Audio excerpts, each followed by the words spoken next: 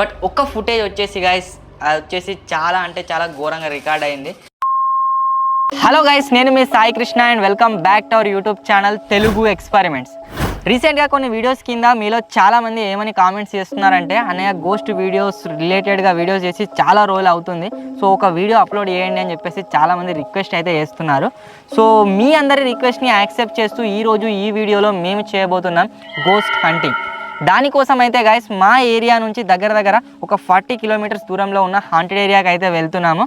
వెళ్ళిన తర్వాత అక్కడ ఉండే గోస్ట్ని మేము క్యాప్చర్ చేసి, ఆ దయ్యాలను క్యాప్చర్ చేసి మరి మీకైతే చూపెట్టబోతున్నాం.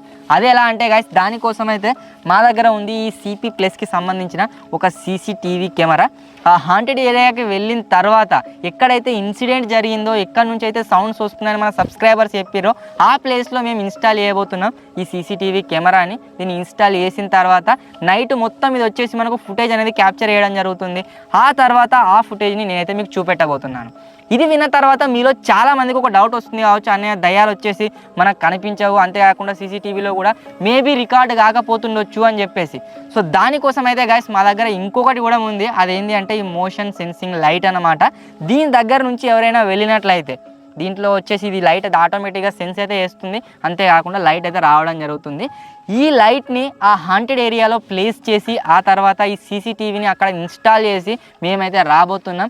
ఇది ఓవర్ నైట్ ఫుటేజ్ మొత్తం క్యాప్చర్ చేస్తుంది. ఆ తర్వాత ఆ ఫుటేజ్ని మీకైతే చూపెట్టబోతున్నాం.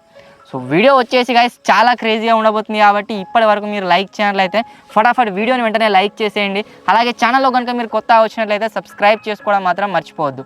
లేట్ చేయకుండా ఈరోజు ఈ వీడియోని అయితే స్టార్ట్ చేసేద్దాం. సో ఆ హాంటెడ్ ఏరియా వచ్చి దగ్గర దాకా అయితే వచ్చినాం. ఇక్కడ నుంచి నాకు తెలిసి ఇంకా 2 కిలోమీటర్స్ అయితే ఉంది. ఎట్లా అనిపిస్తుందిరా? చలి ఘోరంగా పెడుతుంది నాకైతే, భయం అవుతుంది నాకైతే ఘోరం. మన సబ్స్క్రైబర్స్ అడుగుతుర్రు, అంతేకాకుండా మొన్న కొంతమంది కలిసి ఆ లొకేషన్ గురించి చెప్పారు కాబట్టే వెళ్తున్నాము. లేకుంటే మేము కూడా అంతా అది చేయకపోతుంటే చూద్దాం మేమేమైనా క్యాప్చర్ అవుతుందా లేదా అని చెప్పేసి.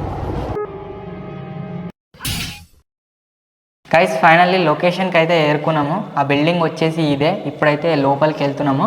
ఇన్సిడెంట్ జరిగింది మన సబ్స్క్రైబర్స్ ఇప్పుడు మనం ఇక్కడ సీసీటీవీ పెట్టిపోయిన తర్వాత ఇంటి దగ్గర నుంచి కూడా దీన్ని కంట్రోల్ చేయొచ్చు, దీని ఫుటేజెస్ని అయితే రికార్డ్ చేసుకోవచ్చు. సో అదే దీని బెస్ట్ ఫీచర్.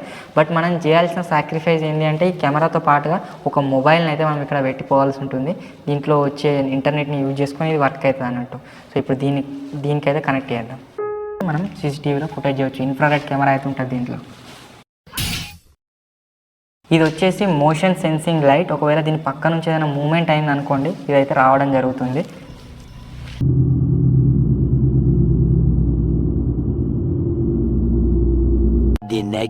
ఎర్లీ మార్నింగ్ వెళ్ళి మేము ఈ సీసీటీవీ కెమెరాని, అంతేకాకుండా ఈ మోషన్ సెన్సింగ్ లైట్ని, అక్కడ మేము పెట్టిన స్టాండ్ని అన్నీ తీసుకొని అయితే వచ్చినాము.